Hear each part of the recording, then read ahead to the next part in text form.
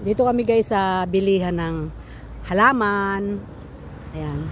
Bibili kasi kami ng lupa para sa aming itatanim na sili.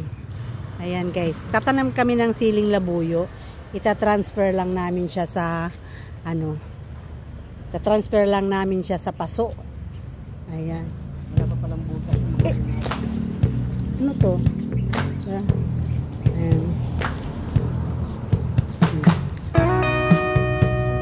Diba guys? Dito lang po ito sa Kabuyaw guys. Sa along the highway. Ayan, makikita nyo ito along the highway. Saan ba tayo? Hindi mo tinanong.